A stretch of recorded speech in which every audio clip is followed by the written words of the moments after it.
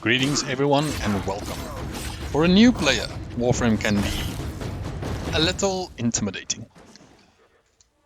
But with a little guidance, you too can become a first-class destroyer of space enemies.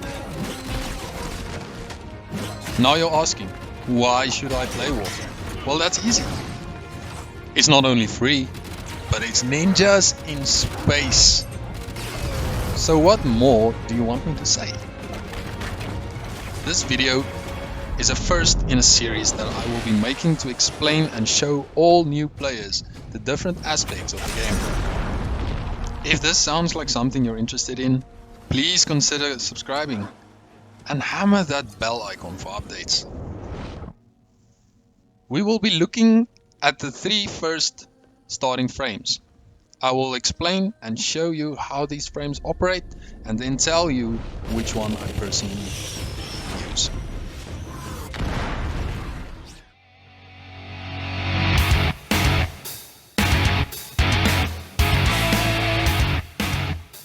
Okay, first off, we're gonna have a look at Vault. Let's go through their abilities, what they're all about, and then we'll take each and every one of them into the simulacrum and have a test. Vault can create and harness electrical elements. This is a high damage warframe, perfect for players who want a potent alternative to gunplay. There it comes with its basic stats. Its passive says, ground movement generates an electrical charge buildup, 5 damage per meter that is unleashed with the next attack. Its first ability, Shock. Launches a shocking projectile. It stuns and deals high damage to a single target and chains damage to nearby enemies. Speed. Gain a brief boost of movement speed, which affects all allies in a range. Vault deploys an obstacle of energy providing cover in any situation. Paralyze nearby hostiles with a damaging electric charge. This also shocks approaching enemies. Next up we have Excalibur, Warframe's old poster boy. The Sentients had won.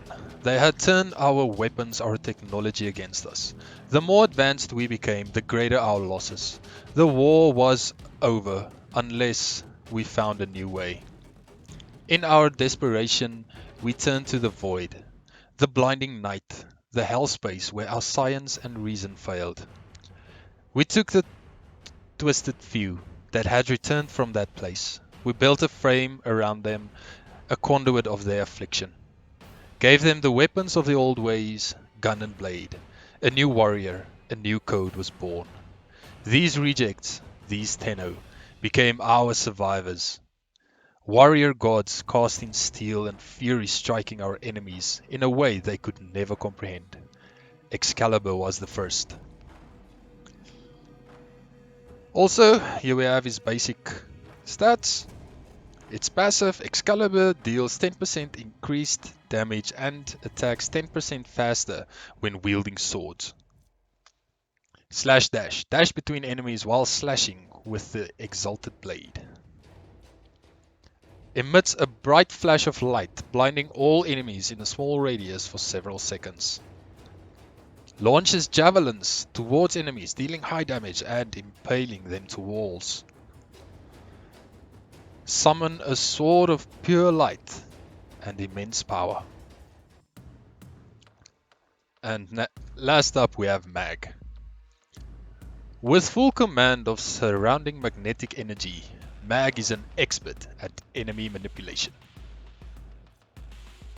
Bullet jumping pulls in nearby enemies for easy collection.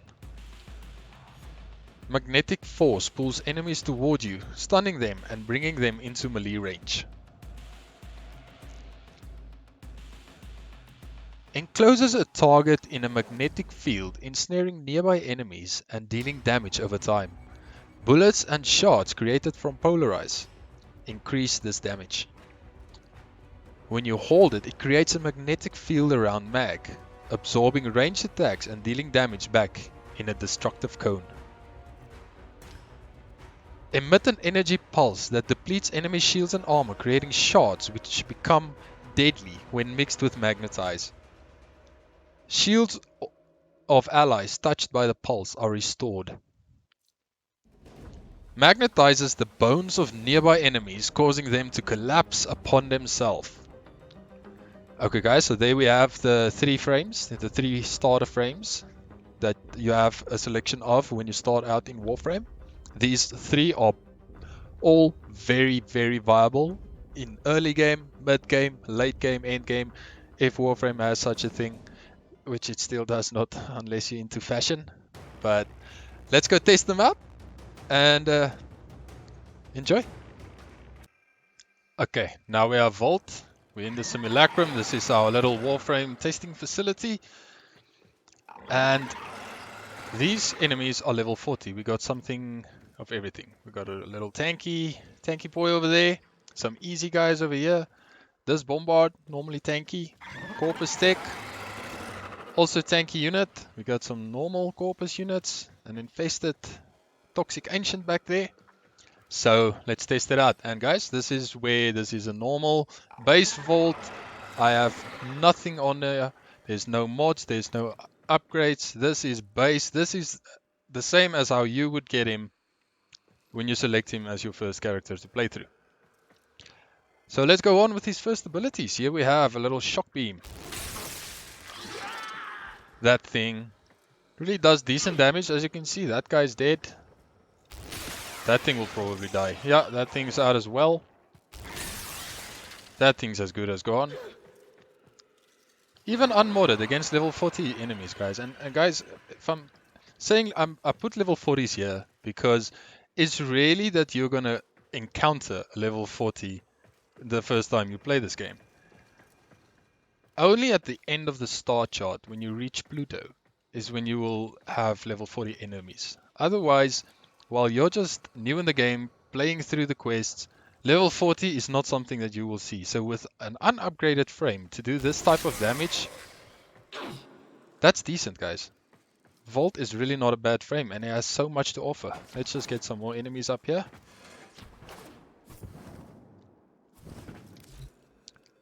Kill those that's left. Okay, so his next ability, as you see, this is my current attack speed. If I press the second button, also if you want to see sprint speed, this is sprint speed now. And this is with the second ability active. As you see there at the bottom right corner, there's a little cooldown or a duration, in fact, but you can refresh it whenever you want to. Also, not just run speed, this is my new attack speed now.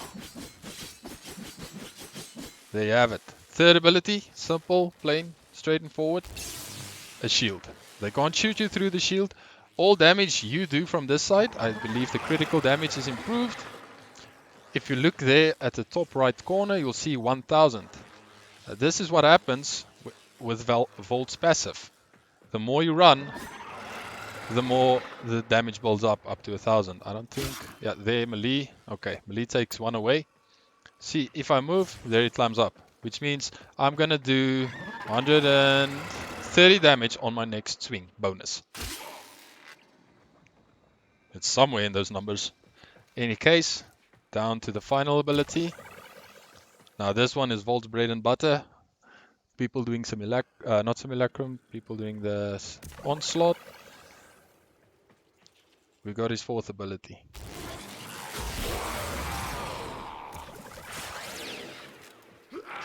That thing does damage. Vault is a pretty solid option, and I would highly recommend him. Next up we have Excalibur. With swords he has 10% increased attack speed, so I believe that is in effect here. In any case, his first ability is a sword slice, like this. I only pressed once, guys. Doesn't do a lot of damage, but you can upgrade it to do way more.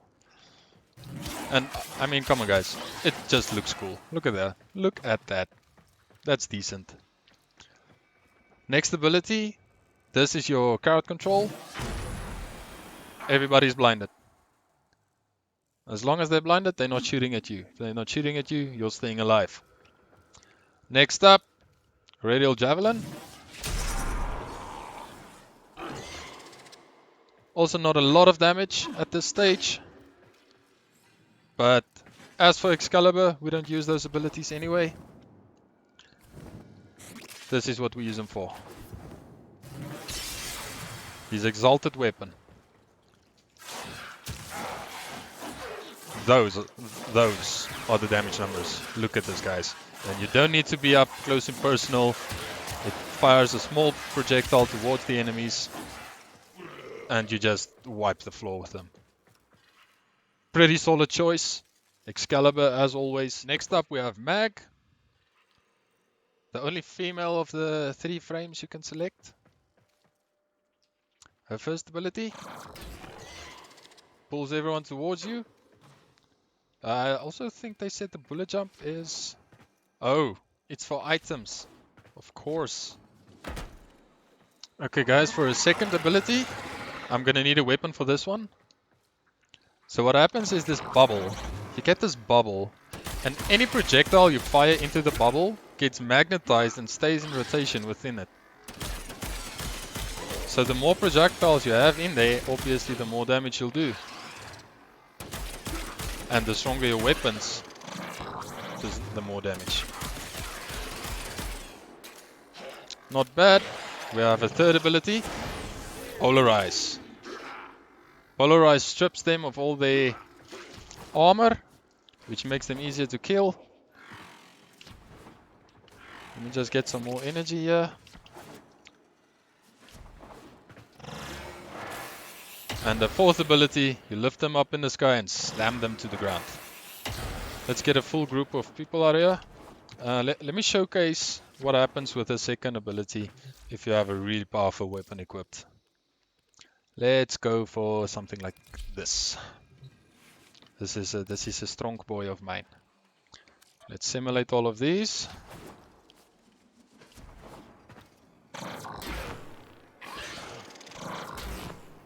Just ragdoll them all over the map, because why not?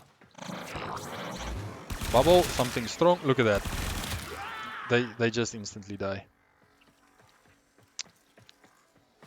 Anyways, let's get... wait, these are strong, guys. Let's put this on them as well.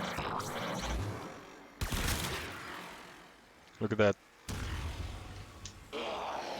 You're finished, bro.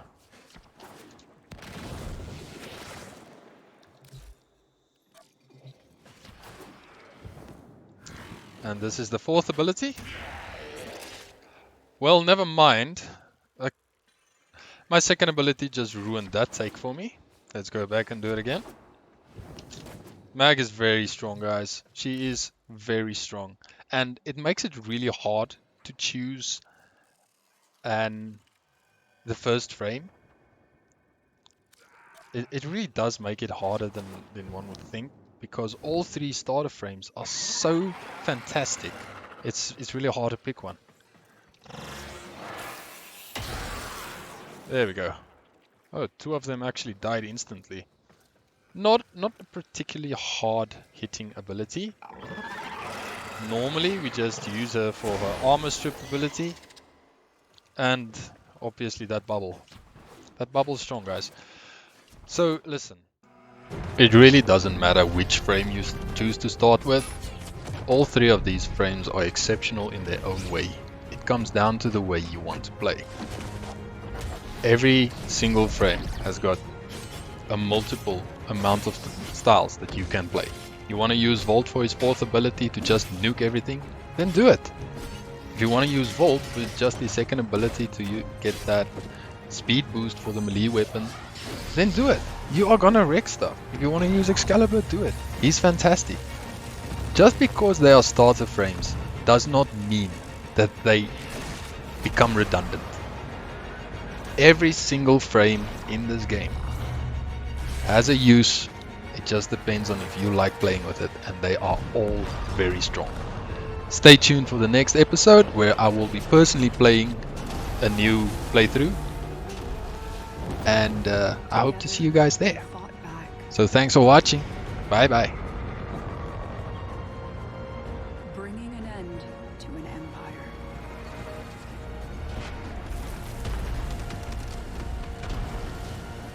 Then they left.